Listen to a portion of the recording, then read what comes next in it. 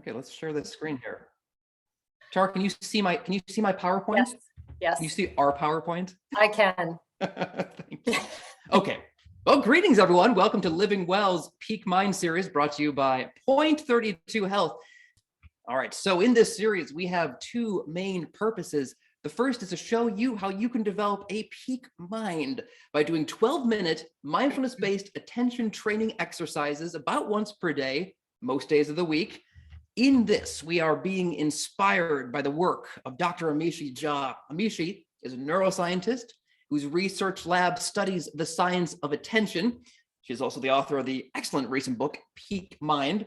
And Amishi's research has demonstrated that mindfulness exercises are, in fact, the best way to train one's attention, and that by doing these sorts of mindfulness exercises once per day, most days of the week, for about 4 weeks, one can develop a mind which is optimized for focus and attention, even in high demand, high stress periods, a mind which is less prone to distraction, less prone to making errors, and which is able to effectively take in new information and commit that new information to memory, which is one of the things we'll be talking about today. Now, as I mentioned last week, the great news here is that we can train our brains to be more attentive, but it does require a little bit of practice. And so in this series, we'll be talking about, but also practicing 4 of the foundational mindfulness practices, which Amishi describes in her book. Last week, we talked about the find your flashlight practice. In today's episode here, we'll be talking about the body scan. Specifically, we'll be talking about how the body scan plays a part in strengthening memory and how strengthening memory plays a part in making us feel more connected with ourselves and the moments of our lives, and feel more connected with everyone in our lives who is sharing those moments with us. Now, Tara, if I may ask you, if you could maybe lead us in a little bit of a brief arrival practice, Yeah. so we can all sort of come together in the right frame of mind before we get into a Absolutely. little more of the sciencey stuff here. Yes. Yeah. Thanks, John. Yeah. So as John said, we're just going to do maybe 2 or 3 minutes of kind of letting go what's already happened today, releasing anticipation of what's next, but the idea of just really arriving in this moment here and now. So take a moment to find a posture that feels like it's going to serve you best. That could be sitting, it could be standing. But you want to hold your body in a way that is upright and engaged, with a spine that is straight but not stiff. Your eyes can be open or closed. And if you decide to close your eyes, you want to gaze downward a bit just to help remove peripheral distraction. Otherwise, allow the eyes to close. And take 2 deep breaths on your own, just as a way to settle any surface tension from the day so far. See if you can make that exhalation double the length of the inhalation, so just a bit longer.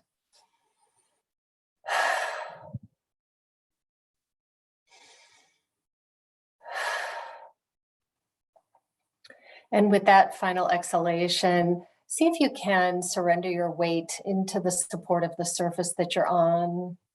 And take a moment to notice how the body is. What are the physical sensations that are making themselves known to you from your activity so far?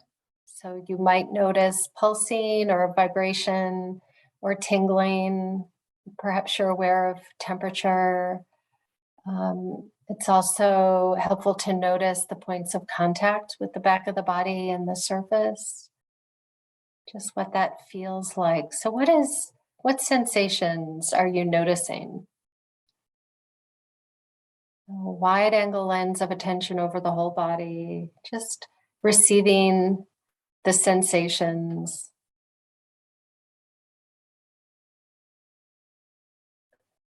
And just for a moment, we're also going to expand our awareness to include sound. So sound that might be in the room you're in or perhaps outside of the room. And just make a soft mental note hearing. And allowing sound to remain in the background as it will, beginning to bring the attention back inward to the whole body. And even narrow the attention further and begin to notice the rhythm of your breath and where the sensations of breathing in and out are strongest in your body. Is it the rise and fall of the abdomen or the area around the chest? Could be the nostrils, the air entering and leaving the nostrils. Could be something else. And the last thing I'll say, if breath sensation is difficult for you right now, you could use a point of contact that you're with your body touching a surface and what that feels like. So each time the mind wanders, you return to that sensation that serves as an anchor. Could be the palms of your hands resting on your thighs or on a table in front. That point of contact is what you would return to, the feeling of that. So I'll be silent for the next minute or so. And as the mind wanders, just simply return to your anchor, breath sensation or another body sensation.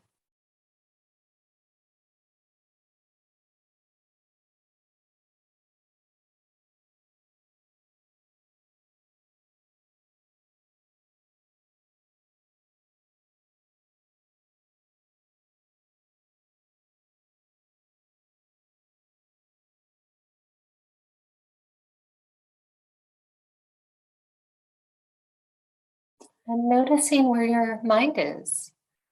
The wandering mind is not a problem. Just simply make a soft mental note, thinking, and then gently escort the attention back to whatever you're using to help ground and stabilize your attention, to ground and stabilize the wandering mind.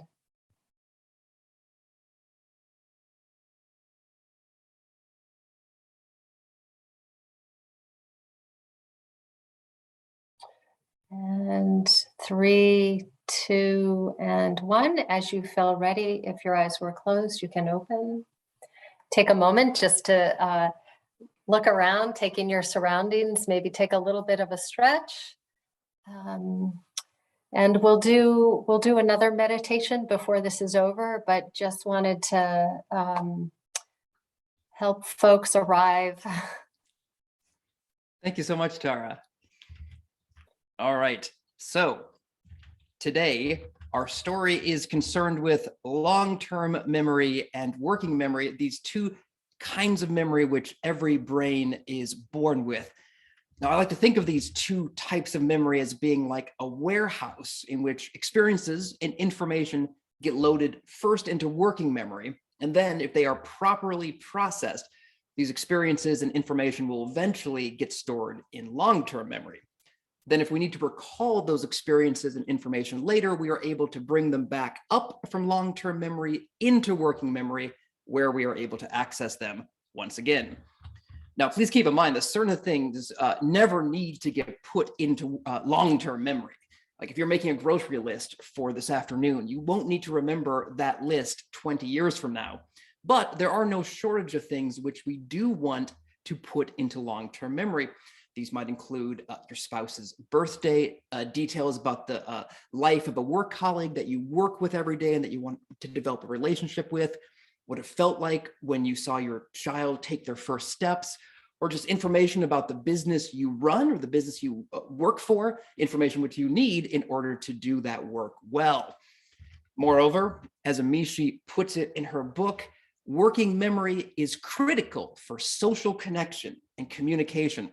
Working memory is where you make observations of others in order to appropriately navigate social dynamics. Working memory is where you experience emotion by calling up thoughts and feelings that you've experienced in the past in order to create a full, rich emotional experience of the present.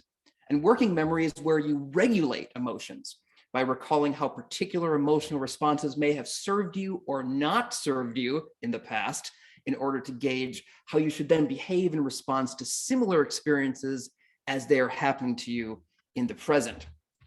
And yet, while working memory is a great tool, this is Amishi writing again, it's also a major point of vulnerability. If it's occupied with other content besides the experience you want to encode or the information which you're trying to learn, there will not be effective memory making. So, what causes experiences and information to get knocked out of working memory? Now, if you were with us last week, you might already be able to guess what some of these things are. Feeling threatened can trigger this sort of fight, flight, freeze, or faint response that knocks information out of working memory.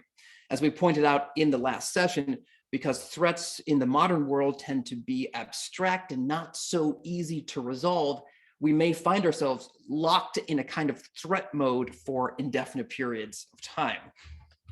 Another thing we talked about last week is the fact that our minds are in distraction mode about 47% of the time, as was demonstrated in this comprehensively researched study by the Harvard psychologists Matthew Killingsworth and Daniel Gilbert.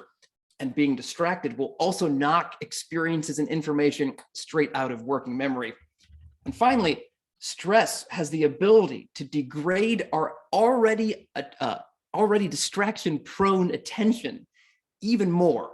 So not only does stress make it difficult to move content from working memory into long-term memory, but what bubbles up to replace our connection to present moment experience are our most habitual patterns of thought and emotion, our go-to trains of thought, our go-to emotional states.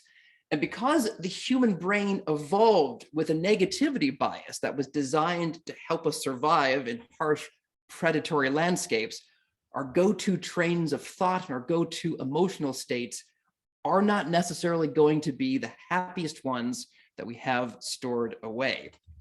So Amishi sums up the stakes quite elegantly. She writes, if stress hijacks attention, any processes that rely on working memory are going to suffer as well.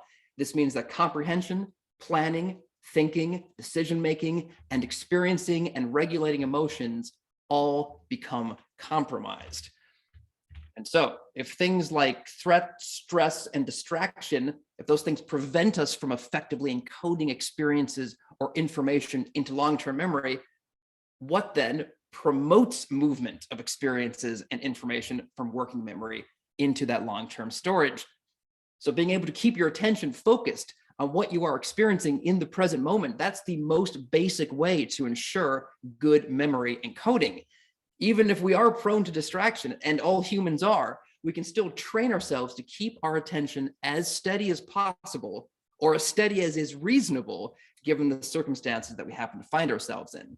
And this, by the way, was the whole purpose of the Find Your Flashlight practice, which we were looking at last week, a practice in which we noticed where our attentional flashlight was pointed, and then decided, is it pointed in the direction that we want it to be pointed in, so that we can then practice pulling ourselves back from the edge of distraction before we actually become lost in distraction, therefore saving us from more distraction and more stress later on. So what does it look like when we're in a state of not being distracted? As Amishi writes, it looks something like this. You're focused, you're engaged, you're responsive, you're noticing everything from sensory details to the larger context of your experience, all the information about your surroundings and your immediate environment that you need in order to accomplish your tasks, all of that becomes available to you. And there's something else which is particularly effective at promoting the holding of experiences and information in working memory and the movement of experiences and information from working memory into long-term storage. And that is the practice which we're looking at today, the body scan. Now, Amishi frames the importance of the body scan in this way. She writes, our memories are strongly tied to our senses. So one way to boost our chances of remembering the things we care about is to use mindfulness training to root ourselves in the body. All right, so Tara, I'm going to pause there and turn it over to you and ask you if you would be so kind as to lead us in a body scan, but perhaps first, if you could just say a few words about why you find this practice to be so meaningful. Yeah, so the body scan was really one of the first practices that I was introduced to many years ago. And one of the things that I really like about the body scan is it's really teaching us flexibility of attention. And in a sense, how to use the flashlight practice, that kind of more narrow focused practice, and actually shine that through various regions of the body. And so, yeah, it's powerful. And, you know, Amishi highlights the senses as helping us with memory. And many years ago, John Kabat-Zinn wrote a book called Coming to Our Senses. So the sense experience is really significant and important. I mean, many of us can associate a certain smell, like lilacs are out now and they remind me of my grandmother. You know, it's like we can make these associations. So the sense experience is really valuable. And the body scan is one of the practices that really helps us connect in that particular way. And so I'm going to lead us in a guided body scan. Essentially, we're going to start at the top of the head, go all the way down to the feet.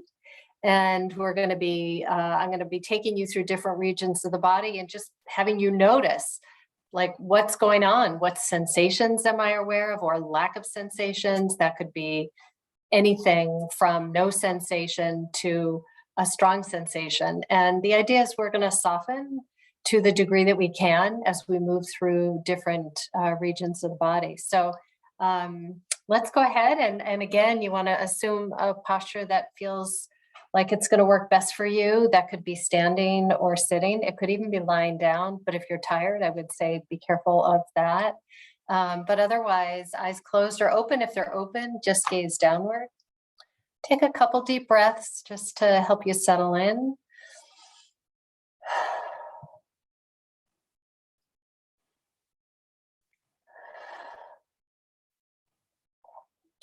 And just we'll begin with a wide angle lens of attention over the whole body, just kind of seeing how things are, how you're holding your body, noticing any connection with the back of the body and the surface that you're on.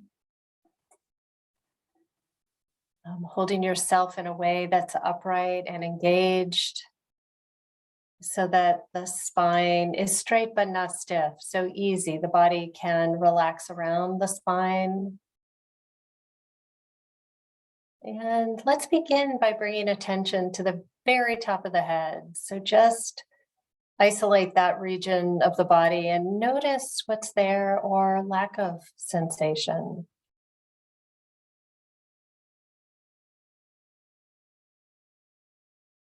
Now moving attention down around the ears, both the left and the right side, and include the back of the head. So in a way, you're shining that flashlight, isolating, honing in on this region, the sides of the head, the ears, the back of the head. Noticing what's there or not. And now bringing awareness to the face. So the forehead and the eyes, the cheeks, the jaw, the nose, the mouth and the tongue, the chin. And see if you can soften the muscles of the face and notice what sensations are present or not.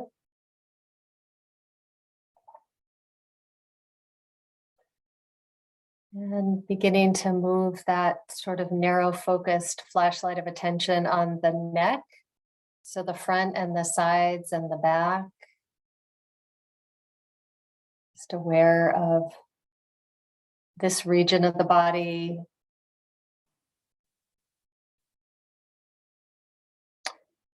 And coming down now over the shoulders, both the left and the right side.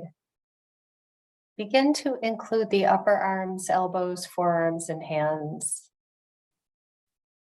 Notice sensation or lack of sensation. And soften to the degree that you can.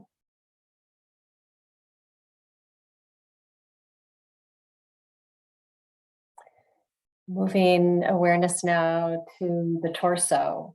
So the front of the body, the back of the body, internally. Isolating this larger part of the body. Just notice what's being offered. What are you aware of in terms of sensation or lack of sensation?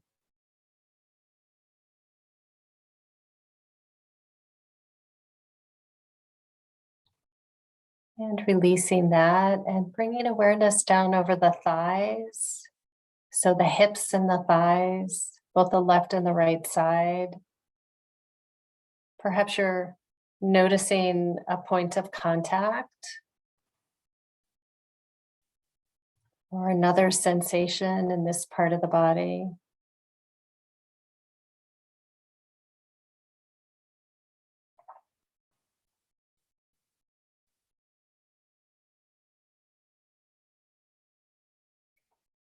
Bringing awareness down now to the knees.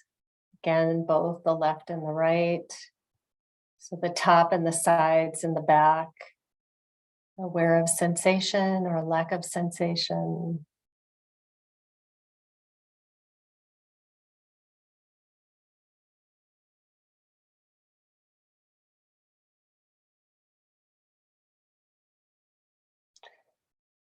And moving that narrow beam of attention now to the calves and the shins, so the lower leg on both the right and the left side.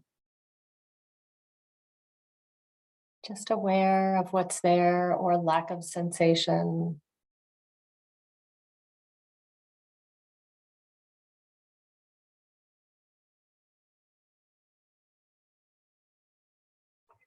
And bringing awareness now down to the feet. So the top of the feet, the toes, the soles of the feet, and the heels.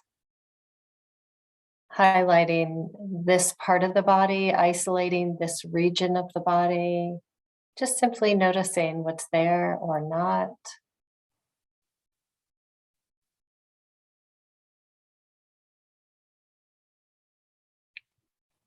And releasing that. Just coming back to whole body awareness. So see if there are any particular areas that might be calling your attention, any areas that feel like you could soften a bit or not.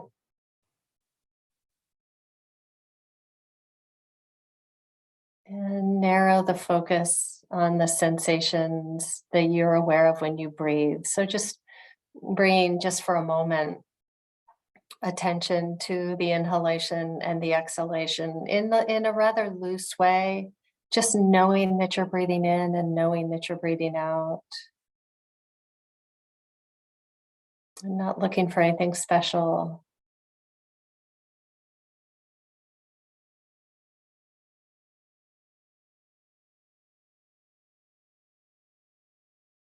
Aware of the in-breath and the out-breath.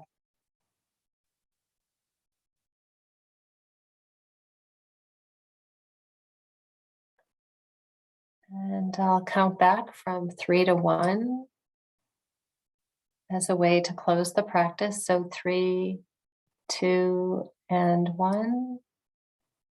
If your eyes were closed, you can gently open, and if they were open, take a moment to just look around, do a little bit of a stretch just as a way to reconnect. And thank you. Thank you, Tara. Wonderful. Tara, I have a question for you, if Yeah. you don't mind me asking. Yeah. So we've done these two practices now, the Find Your Flashlight last week and the body scan this week.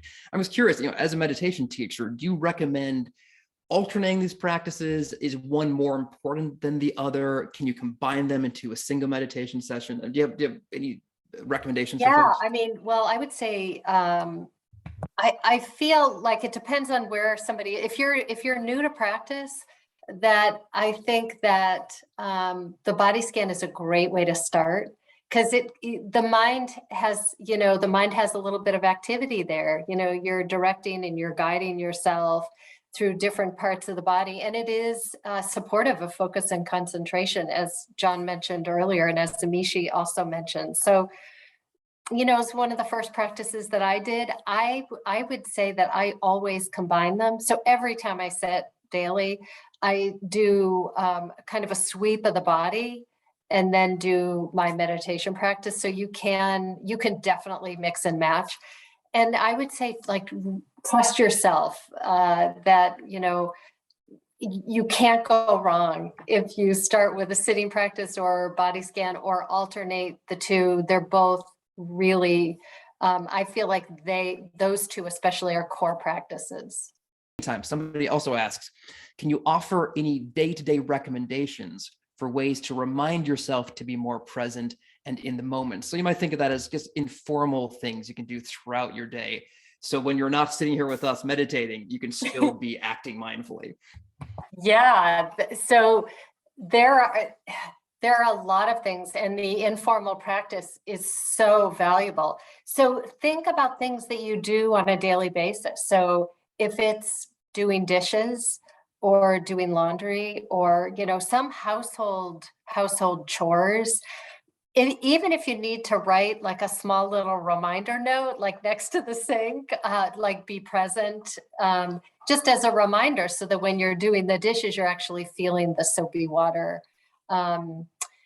And the same with, folding clothes. There could be like a little sign near the washer or the dryer. You could make a little bit of a note in your car, be present. These little things are supportive. I think eventually they become like you don't see them anymore. But I think initially they can be really useful, because you can bring your present moment awareness to everything and anything you do. And then it's also helpful to see, like, if even just going out for a walk or something, to be present with the way the body moves and how your feet feel on the ground, and qualitatively start to notice the difference between being lost in thought when we do these things and being present. Because a lot of those things I just mentioned, you could be thinking of other things, and generally we are.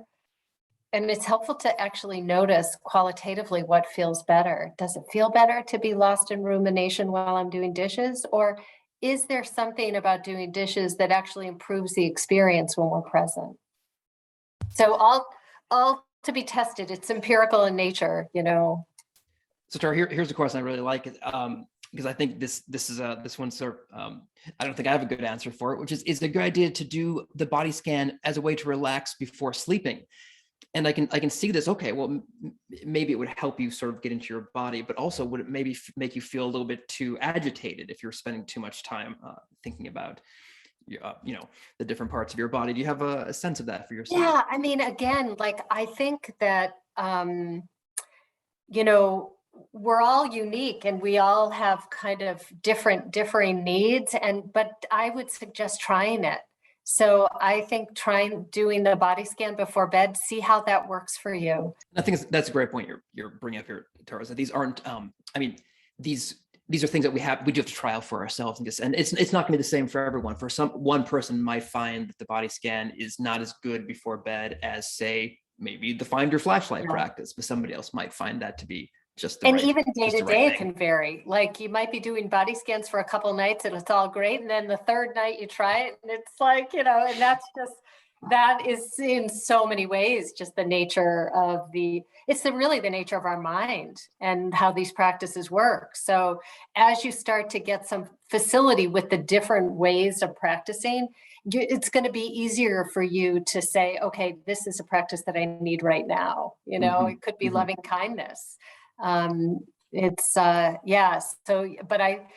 With practice, you'll be able to kind of drive that in a way that's going to best support you. So Tara, Yeah. one for you here. How can mindfulness affect negative thought patterns? But the first thing that comes to mind with just negative thought patterns, and that is, first of all, just that you're noticing them. The noticing is not, it's no small thing, because what can also happen is there can be negative thought patterns and then acting out from those patterns, but none of it is really seen in this way that we're talking about being aware, about mindful. And so with negative thought patterns, a helpful practice might be to actually, right when you notice that you're in it, because sometimes they slip in and we're chomping away, but we don't see it, and then we see it. So you're no longer lost in that kind of narrative. You wake up from it and you name it. And so my teachers for so many years have said, when something is named, its grip loosens a bit. So you could be specific with what that negativity is. And then the suggestion is to come out of the stories in the head and just feel it in the body, which is why the body scan is such a profound and important practice. you want to, because thinking isn't going to generally get you anywhere. I mean, unless you're planning something and you need, the idea really is come out of, name it, soften, feel the effects of that. And that would be the practice that I would suggest. Yeah, and so one thing you're saying this, Tara, which I think is important to point out, is that we talk a lot about coming to the body, but and of getting out of the head, but it doesn't mean that, as you're saying, that thinking is bad. It's just we want to know that we're thinking about what we want to be thinking about, as opposed to thinking we're present with a person, but then really what's happening is we're back here planning our weekend or. So really noticing, whether you're in a formal meditation practice and these negative thoughts keep coming, just keep noticing them, soften. They might keep coming, but you're on top of it. You're seeing it. Tara, well, I might suggest that we leave it there, if that's all right with you. Any final thoughts for folks, or? No, I mean, I would really encourage you to practice. I would encourage small doses. So like John put up the 3-minute, that you don't have to do long, you don't have to do practices for a long time, especially if you're newer, that it's doing the 3-minute, the 5-minute, the 7-minute practices on our SoundCloud page is a great way to start. And to have really no expectations of what might happen. So in other words, when we remove all the typical things we're distracted by and we are with ourselves without distraction, feeling somewhat anxious is common. So I just want you to know, we're not trying to even get rid of that. We're not trying to get rid of thoughts. We're actually seeing if we can relate differently to our thoughts rather than get rid of them. It's a beautiful note to end on. On that. Thank you so much, Tara. Thank you everyone for joining. Thank you, Andrea, for your wonderful support as always. And we hope to see all of you again next week. All right. Have a great day, everyone.